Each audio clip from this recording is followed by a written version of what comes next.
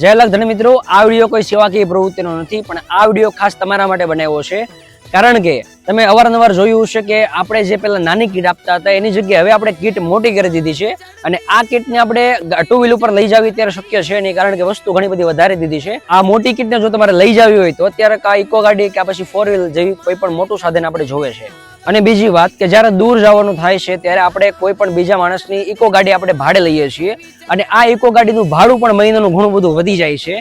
અને અવારનવાર તમે જોયું છે કે આપણે ઘણીવાર વરસાદી વાતાવરણમાં સેવાકીય પ્રવૃત્તિ માટે નીકળીએ છીએ, કીટ આપવા માટે નીકળીએ છીએ, ત્યારે કદાચ વરસાદ આવી જતો હોય જેના લીધે આપણે કીટ પણ પલળી જાય અને આપણે પોતે પણ પલળી જઈએ. એના લીધે હવે આપણી સંસ્થાએ એટલે કે અલગ ધણી આશ્રમે નક્કી કર્યું છે કે આપણે આપણા આશ્રમ માટે ઇકો ગાડી લેવી છે.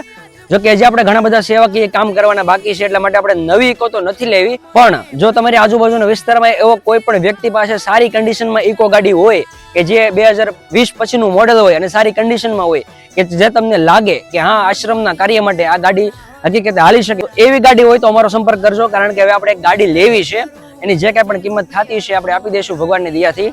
અને કોઈ પણ દાતાશ્રીને એમાં સાથે સહકાર આપવો હોય તો પણ આપી શકે છે. કારણ કે આપણે આપણી સંસ્થા માટે ગાડી લેવી છે, અને ખાસ કે ઇકો ગાડી લેવી છે, જેથી કરીને એમાં 4-5 કીટું પાછળના કેબિનમાં રહી શકે. અને ટૂંક સમયની અંદર આપણે અનાથાશ્રમ ને વૃદ્ધાશ્રમનું કામ શરૂ કરશું, તો એના માટે પણ આપણે એકાદી ગાડી તો જોશે. ભલે આપણે કોઈ મોંઘી ગાડી ન લઈ શકીએ, પણ ઇકો ગાડી હોય તો સેવાના કાર્યમાં સરળતા પડે, અને આપણે દૂર સુધી જવાનું હોય તો પણ સસ્તા ખર્ચે ગેસ ઉપર આપણી ગાડી પહોંચી શકે. કારણ કે અત્યારે વાહન ભાડું બહુ વધી જાય છે. એટલા માટે તમારા નજીકના વિસ્તારમાં કોઈ પણ જગ્યાએ ઇકો ગાડી હોય સારી કન્ડિશનમાં તો અમારો સંપર્ક કરજો. અને દાતાશ્રીઓને પણ નમ્ર વિનંતી કે આ કાર્ય માટે તમે પણ થોડો ઘણો સાથ અને સહકાર આપજો, જેથી કરીને આપણી સંસ્થા માટે એક ગાડી આપણને મળી જાય.